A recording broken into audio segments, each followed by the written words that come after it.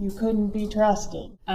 We talked, the call broke up, and he never followed up. Was it like you're breaking up? I told him I was having a hard time hearing. Oh, were you faking that, or was it really breaking up? I was not faking that.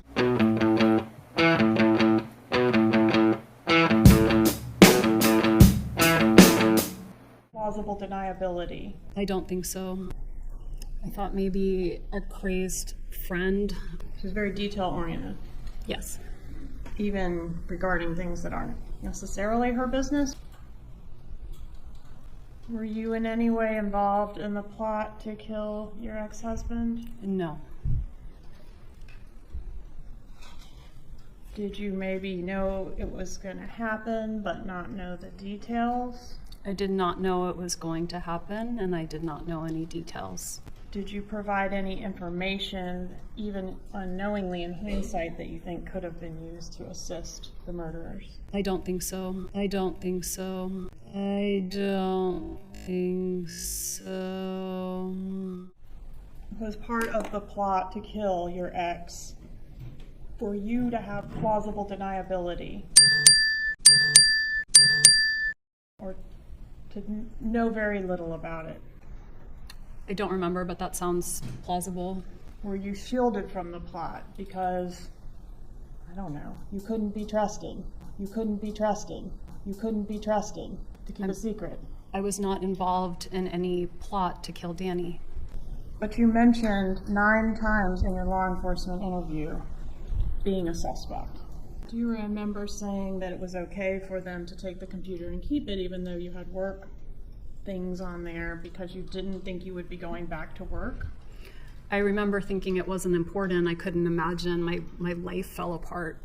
But you didn't go back to work, did you, at FSU? I did actually go back. Not physically present, but I was still on the FSU payroll until December of that year. Okay. In that interview with law enforcement, did you suggest that your parents are people who may have been angry enough to kill Dan Markel? I suggested a lot of people who could have been angry enough to kill Danny. And were some of the people my parents? Yes. But you said in the interview that you didn't think they were capable of it, didn't you? I did. What was your first thought when you were asked if anyone might have murdered Dan Markel for your benefit? I thought maybe a crazed friend. I thought maybe a crazed friend or a former student. It's not what you said, though, is it? I don't remember exactly what I said first. You said Charlie, right? If that's what I said, then you have it there, but I don't remember who I listed first. Okay, can you at least tell the jury you definitely did say Charlie as one of those people? I did. Do you remember saying, if somebody tried to kill my ex-husband, they should be prosecuted to the full extent of the law? Yes. And Isom says, regardless of who it is, and do you recall your answer? I do recall my answer. What was that? I think I was hoping it wasn't anyone in my family, and so that idea that it was someone in my family gave me pause. All right, but that wasn't your answer, was it? I don't remember word for word what I Okay. said, but that was my sentiment at the time. Was your answer for court and counsel, this is law enforcement interview page 122, lines 7 through 12. If somebody tried to kill my ex-husband, they should be prosecuted to the full extent of the law. Question, regardless of who it is. Answer, I mean, it would be different if I thought it were my brother. Did you call your mom from the interview room at Tallahassee Police Department? I did. And did she answer the phone? She did. When she answered, did she advise you that your dad was in the shower? I don't remember whether my dad was in the shower. You asked her to sit down, do you remember that? I do. Right. And by asking her to sit down, would that signify to her that this was going to be something serious you were going to reveal or say? I was concerned about her age, and if she were standing, that she could, hurt herself if she fell down. Okay. And do you recall that she at that point asked if she could put you on speakerphone? What was the purpose of putting the phone on speaker, if you know? I would be guessing, but so my dad could hear too. But wasn't Dad in the shower, or you don't remember that part? I don't remember if my dad was in the shower. Was anyone else there to your knowledge? I don't think so. Was Charlie there to your knowledge? I don't think so. Did you ask your mom in that telephone conversation to tell Charlie what was going on? I think I did. I didn't want to make any more phone calls. And your mom took the news pretty well, didn't she, this phone call? I wouldn't say she took the news well. I think she was upset. Did you say something different in your law enforcement interview after you got off the phone with her? I don't think I did. I don't think I said something like that. Didn't you say, page 265, line 5 through 6, quote, "My mom handled that pretty well"? I may have said that. I can check it. Can you tell me the line again? Yes, ma'am. Page 265, line 5 and 6. Yes, that's what I said. And then page 280, line 22 and 23.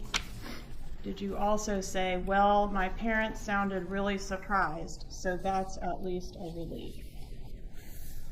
Yes, I see that here. United States 35. I do. How do you recognize it?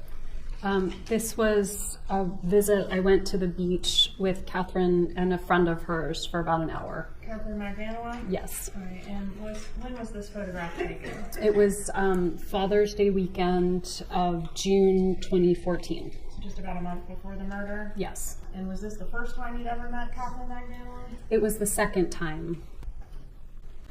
During that trip, were there any conversations with Catherine Magdanoa or your brother or your mother about the murder? No. Is Catherine Magdanoa the girlfriend that your brother had in this time frame leading up to the murder? I believe so, but he had multiple girlfriends, so I don't know if she was the only one. Okay, but that's definitely the one that you interacted with the month before. Yes, ma'am.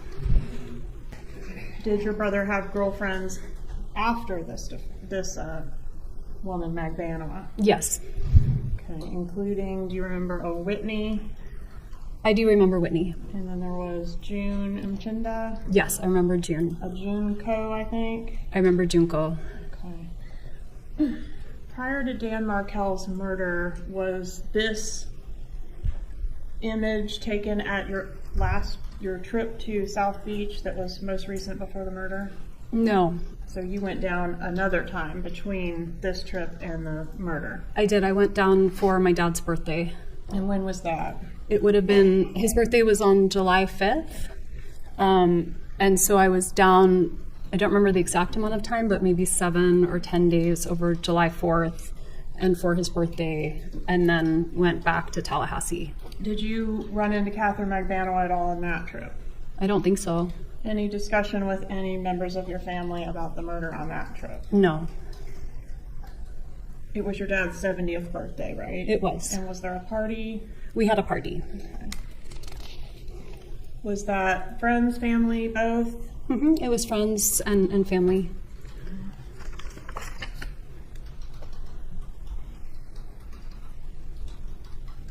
And I think, is this the trip that we were talking about earlier where your parents had come to Tallahassee to get you and take you down south? Yes. Was there any discussion on that trip about any other relocation strategies? I don't have any memory of that. Like bribing, converting to Christianity, any of those things? It had been, I think, about a year since those were first broached. Right, but I'm just saying by that time it was the summer of 2014. I don't remember any kind of conversation like that. Okay. But I have a strong aversion to conflict. So this was probably my way of not breaking up with him without breaking up with him. Okay. So I was home, I think, for a couple of hours first. I was doing a little bit of work. I was talking to some friends. I think I ate breakfast. And then I left probably close to noon or a little bit after noon. I was meeting 2 friends who I would frequently meet on a Friday to have lunch with. And so I went to run a few quick errands and then meet them for lunch. And on your way to meet the friends, did you have an occasion to go down Trescott? I was trying to turn down Trescott. That's where I used to turn and take just the road I was used to. But there was yellow tape up. And so when I tried to turn, I couldn't turn. So I made a 3-point turn and kept going on Centerville. And so you encountered a police roadblock at that location? Yes. Okay, couldn't go any further because there was a police car and some yellow tape, right? Right. And that was, you were able to see that from the intersection there, or you actually turned onto Trescott? I tried to turn and then I couldn't go through, so I turned around and kept going. How far down Trescott did you proceed before you turned around? Just until the tape. Okay. Which one of you or your ex-husband had the kids the night before he was killed? The night before, they were with Danny. All right, so it was his responsibility to take them to preschool that morning? Yes. Who was supposed to pick them up from preschool that day? I was supposed to pick them up. Had you talked to Dan Markell or your children that morning before you encountered the roadblock? I hadn't talked to the boys because I wouldn't have talked to them, they didn't have cell phones, they were little, so I only would have spoken to them if I had gone to the preschool and seen them, but I didn't do that, so I hadn't talked to the boys. I'm sorry, what was the second part of the question? How about Dan? Did you speak to him that morning? We didn't. We had plans to talk. We had traded some text messages and emails, and then I called him and he didn't pick up, and that was the last contact. Did you attempt to call Dan Markell when you encountered the roadblock? No. Did you attempt to call your kids' daycare after encountering the roadblock? No. Did you attempt to investigate in any way or ask anyone what the roadblock was about? I wasn't concerned about the roadblock. Okay, if you'll take a look at not the binder we've been using, but the other binder, should have your law enforcement interview on the front. Okay. And I would just ask you to review page 159, lines 10 and 11. Sorry, when he had plans to be out of town, he was leaving on Saturday. Okay. So it looks like I knew that he was leaving Saturday. All right. And you knew he was planning to go to New York? Yes. Okay. Do you know how, if the killers knew that he was leaving town the next day, do you know how that information got to them? I don't. And didn't your mom keep meticulous track of every time that Dan went out of town? Maybe just in the sense that if Danny was out of town, she thought maybe I needed extra help or something. Mm-hmm. So yes, probably. And when that became an issue in the divorce, she was able to send you a record going all the way back to 2010, a couple of years of every single date he was out of town. You remember that email? My mom never switched over to like a Google Calendar, so she would keep very meticulous, like a calendar of all the things she had to do, and so that was just her way of keeping track of everything, not just this, but every part of life. She was very detail-oriented. Yes. Even regarding things that aren't necessarily her business, or do you think that Dan's travel plans were somehow her business? I think only to the extent that it impacted whether I had the boys or whether they were coming to visit or what that looked like. Okay. Did you ever communicate with Catherine Magbanua through WhatsApp? I don't remember ever texting her on any platform. Did you have any other encrypted platforms on your phone at that time? At that time, I don't think so. I don't know what existed at that time. Okay. So after you turned around and did not proceed down Trescott, you went, I think, to the liquor store. Can you tell us about that? Sure. I was invited to a Stock the Bar party for that night for a friend's daughter. And so they asked for a specific type of bourbon. I'm not a bourbon drinker, so I went to the liquor store and I showed them the invitation, which was shaped like the kind of bourbon they wanted us to buy, and asked if they had that, and they did, and I bought it. All right, and that type of bourbon was Bullet bourbon? That's right. And do you recall the time of that purchase?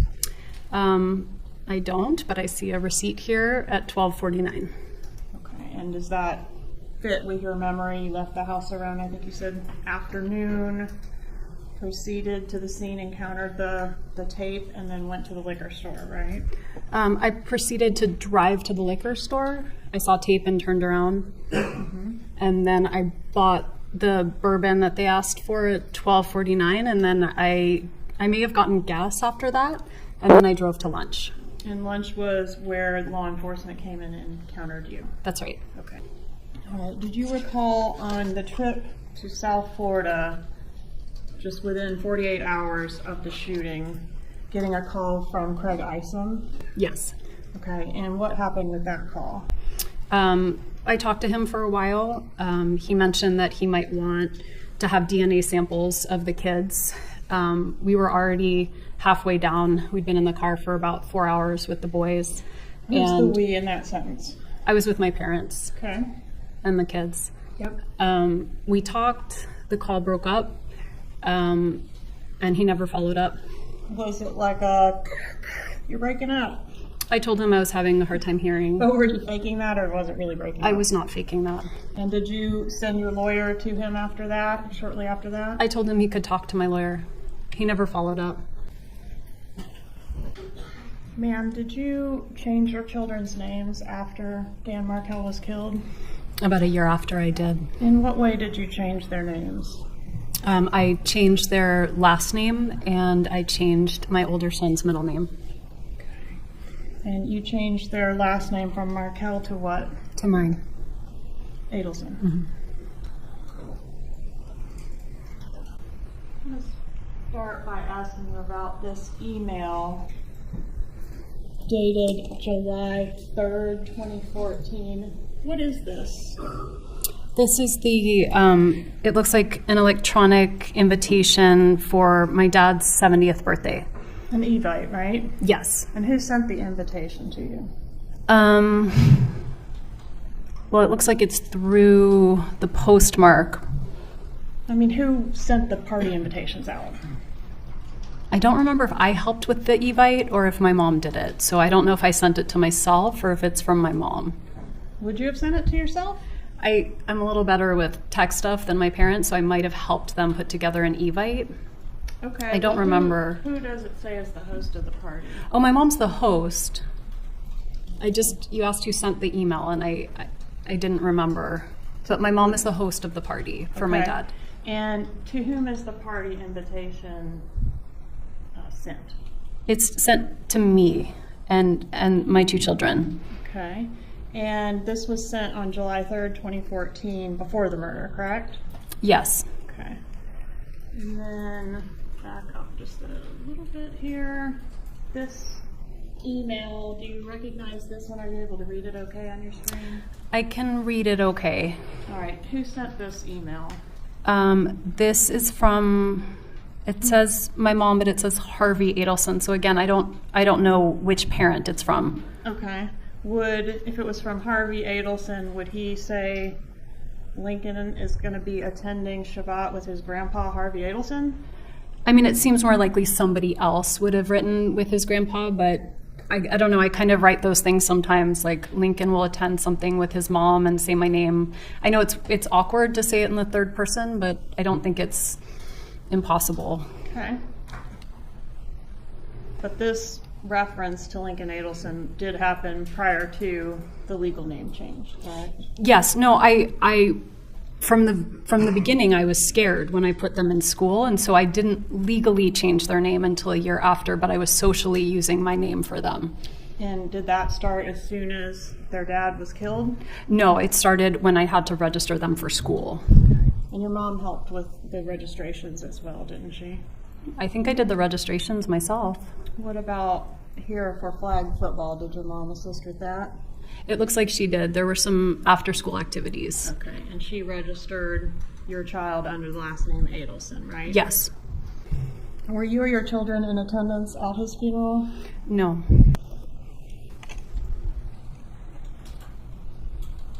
Were you in any way involved in the plot to kill your ex-husband? No.